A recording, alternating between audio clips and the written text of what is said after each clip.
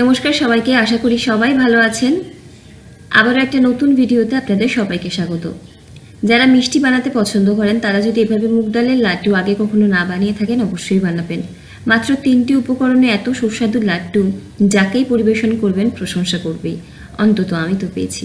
চলুন দেখে নেওয়া যাক আজকে এই মুগ ডালের লাড্ডুর রেসিপি।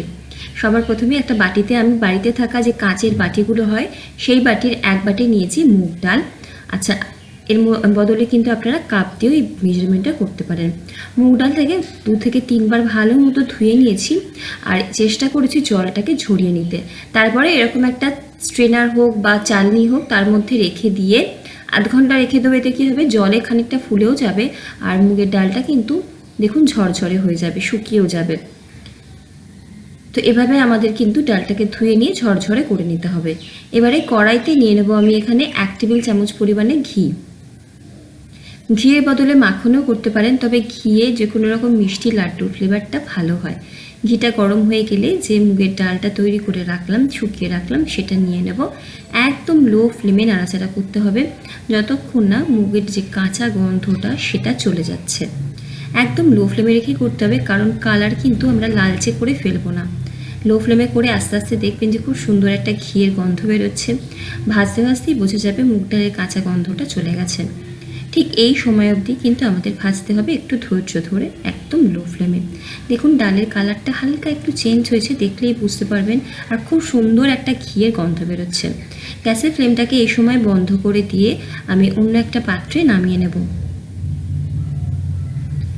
এটাকে একটু ঠান্ডা হতে দেব, কারণ মুগ ডালটা যদি ঠান্ডা না হয় আমরা কিন্তু মিক্সিতে নিয়ে গুঁড়ো করতে পারবো না।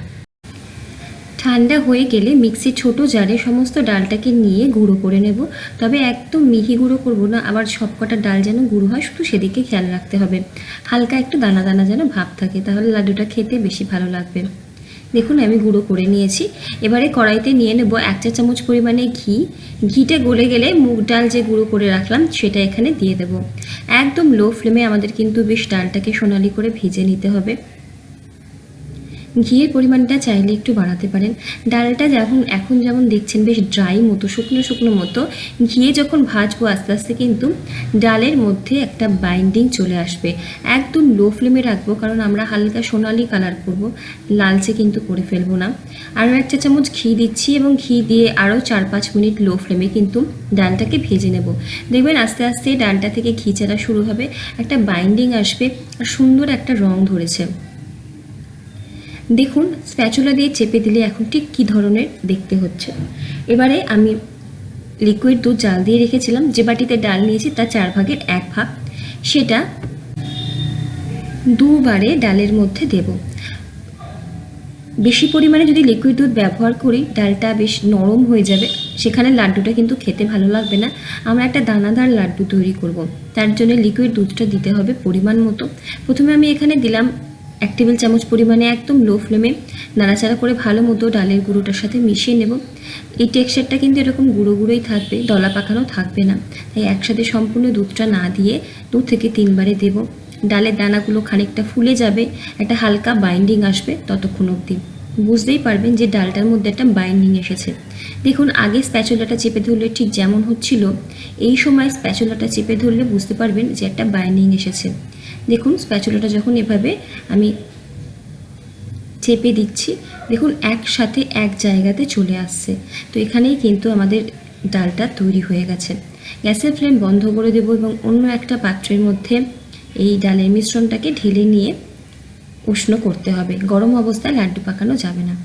যখন হাতে হালকা একটা উষ্ণ ভাব আসছে, দিয়ে দেবো ফ্লেভারের জন্য এলাচের গুঁড়ো আর দিয়ে দেবো গুঁড়ো করে রাখা চিনি।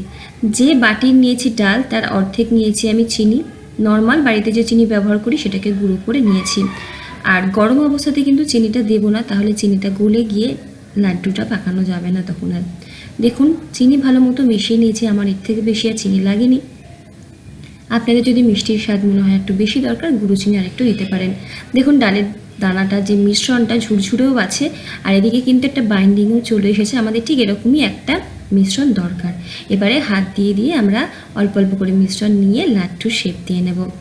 খুব ঝটপটও কিন্তু হয়ে যায় এই লাড্ডুগুলো তৈরি, খেতেও দারুণ লাগে। অবশ্যই বানাবেন। আমি কোনো রকম বাদামের কুচি ব্যবহার করিনি, চাইলে আপনারা মিশ্রণে বাদাম কুচি দিতে পারেন ঘি একটু ভেজে নিয়ে। প্রত্যেকটা লাড্ডু তৈরি করে ওপর থেকে একটা করে পেস্তা কুচি দিয়ে আমি পরিবেশন করব। লাড্ডুটা ভাঙবো যখন বুঝতে পারবেন ভেতর থেকে একদম দানাদার লাড্ডু তৈরি হয়েছে। ভিডিও কেমন লাগলো জানাবেন, ভালো লাগলে লাইক কমেন্ট শেয়ার সাবস্ক্রাইব করে পাশে থাকবেন, খারাপ লাগলে কমেন্ট করে জানাবেন। আজ এই অবধি, দেখাচ্ছে পরের ভিডিওতে। সকলে ভালো থাকুন, সুস্থ থাকুন, হাসি খুশি থাকুন। ধন্যবাদ।